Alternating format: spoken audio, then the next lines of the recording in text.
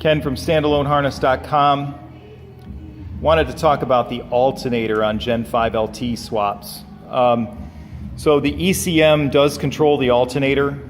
In the native environment, it actually used the body control module with a voltage sensor to keep the engine charging at 13.6 volts or in that neighborhood.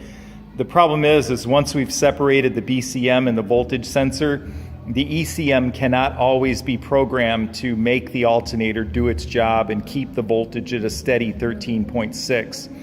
So what you'll find happens is the ECM will sense that the voltage is dropping to about 11.5. It'll command the alternator to charge, and then the alternator will charge up to 13.6. It'll shut down again, and you continue to go through these ups and downs in voltage in your system. So there's a few ways to combat that. Nothing that we can change in the tune. There's no magic that we can do in the wires or in the tune.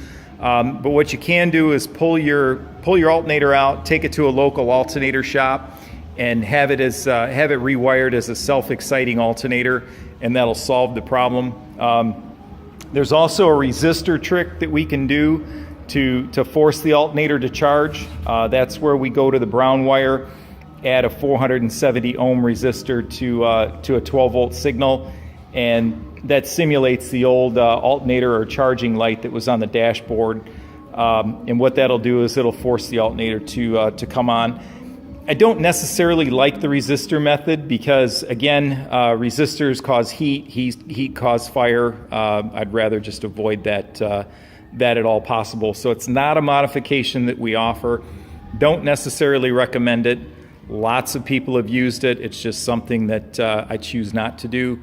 Again, best bet, take your alternator, get it converted to a self-exciting alternator. Should be around $35 or $40 to have that done.